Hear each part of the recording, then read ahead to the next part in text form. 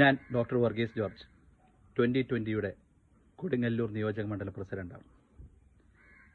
ഞാൻ ഇന്ന് സംസാരിക്കാൻ ഉദ്ദേശിക്കുന്നത് പ്രബുദ്ധ കേരളത്തിൽ മലയാളികൾക്ക് നിരന്തരമായിട്ട് പറ്റിക്കൊണ്ടിരിക്കുന്ന ഒരു തെറ്റിനെക്കുറിച്ചാണ്. അതായത് രണ്ട് വാക്കുകളുടെ അർത്ഥം അറിയാതെ പോവുക. വളരെ നിസ്സാരമായ വാക്കുകളാണ്.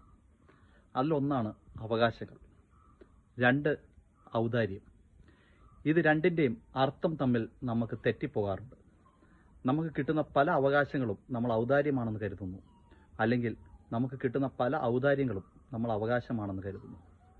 ഉദാഹരണം പറയുകയാണെങ്കിൽ, ഇപ്പം എൻ്റെ ഒരു സുഹൃത്ത് എനിക്ക് 10,000 രൂപ കടം തരാമെന്ന് പറഞ്ഞു. അവനതെന്തോ തരാൻ പറ്റിയില്ല എന്നുണ്ടെങ്കിൽ ഞാൻ അവൻ്റെ അടുത്ത് വഴക്കടിക്കുന്നതിൽ അർത്ഥമുണ്ടോ? കാരണം അവനത് ചെയ്യാമെന്ന് പറഞ്ഞത് ഒരു ഔദാര്യമാണ്. അത് ഞാൻ അവകാശമായി കാണരുത്. എന്നാൽ ഞാൻ വണ്ടി മേടിക്കുമ്പോൾ ഞാൻ റോഡ് ടാക്സ് അടച്ചിട്ടാണ് വണ്ടി മേടിക്കുന്നത്.